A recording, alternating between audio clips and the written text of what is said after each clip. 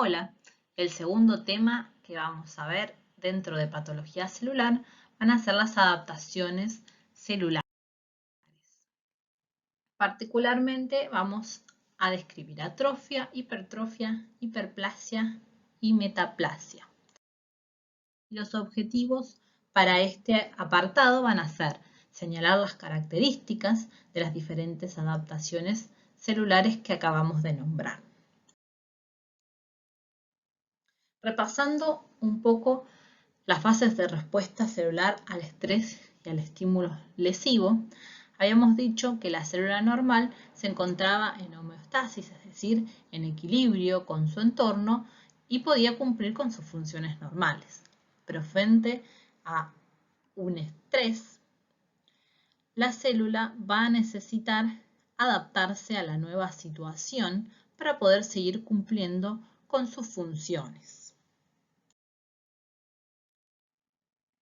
¿Cuáles son las adaptaciones del crecimiento y la diferenciación celular?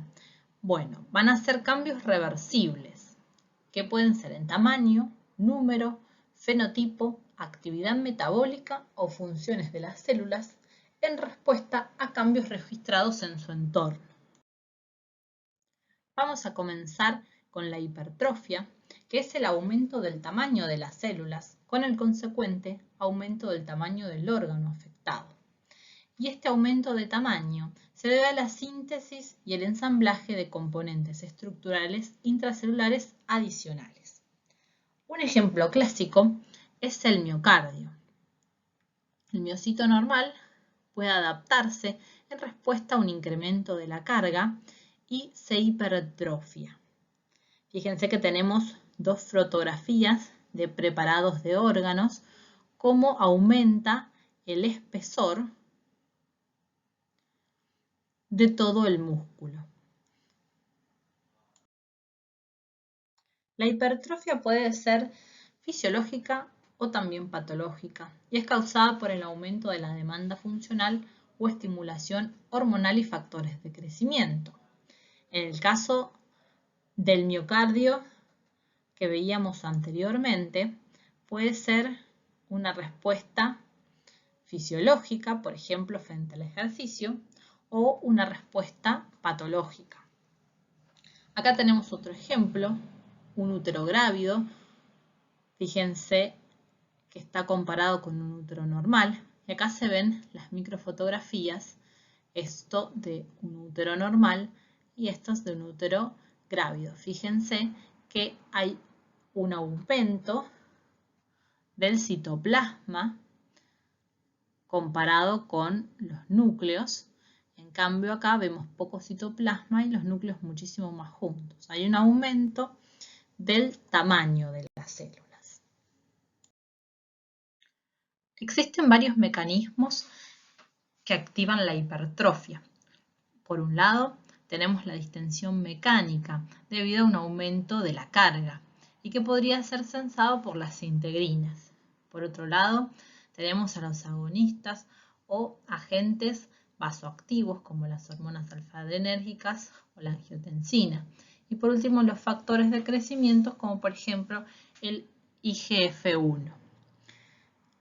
Estos mecanismos van a activar dos vías principales intracelulares. Una de ellas es la vía de la PI3K, que está más asociada a una hipertrofia fisiológica. Y por otro lado, señales de los receptores acoplados a proteína G, que están más asociados a la hipertrofia patológica. El común denominador de estas dos vías es activar factores de transcripción como el GATA4, el NFAT o el MEF2, que van a provocar un aumento de la síntesis de las proteínas contráctiles y por lo tanto un mayor rendimiento mecánico y también un aumento de la producción de factores de crecimiento que va a reactivar la vía de la hipertrofia. Además, la hipertrofia se ha asociado con la inducción de genes embrionarios o fetales, es decir, aparecen proteínas que se encuentran presentes en el embrión pero que luego desaparecen, como por ejemplo la alfactina cardíaca o el factor natriurético auricular. Esto va a provocar un mayor rendimiento mecánico y una reducción de la carga.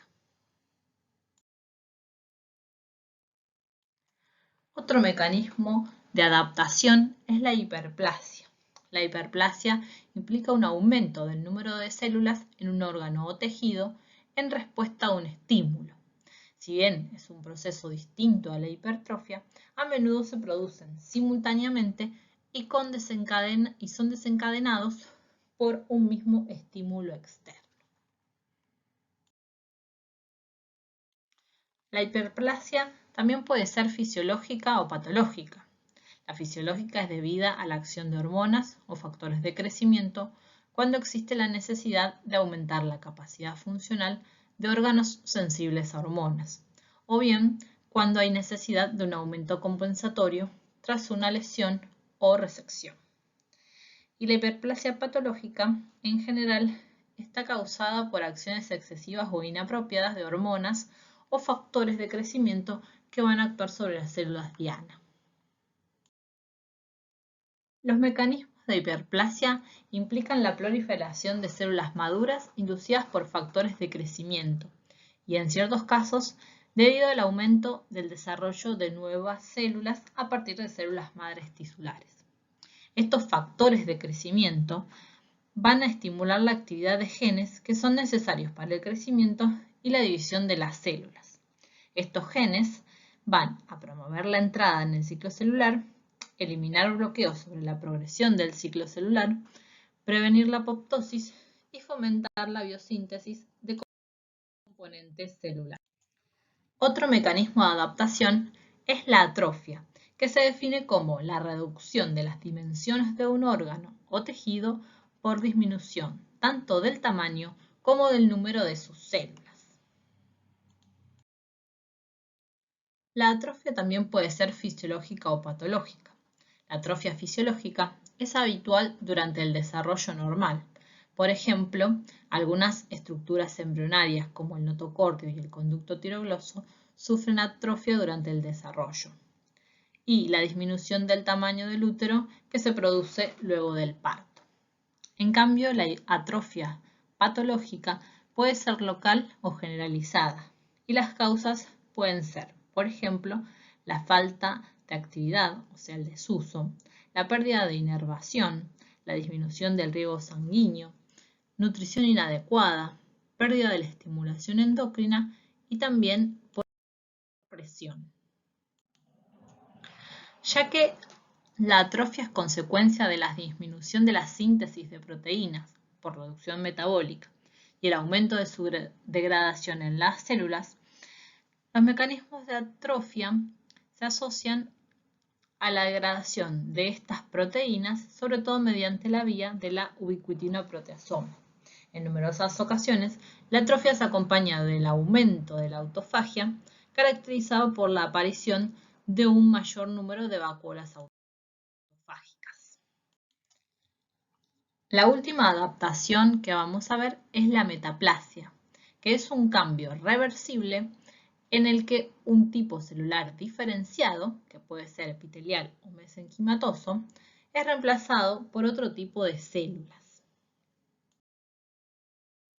La metaplasia constituye una respuesta adaptativa en la que un tipo celular sensible a una determinada agresión es sustituido por otra clase de células que soporte mejor las condiciones adversas. Por ejemplo, la sustitución de epitelio cilíndrico por otro escamoso, como puede suceder en las vías respiratorias en respuesta a la irritación crónica, o la sustitución de epitelio escamoso por uno cilíndrico, como sucede en el esófago de Barrett. Y un último ejemplo sería la metaplasia de tejido conjuntivo, como la miositis osificante.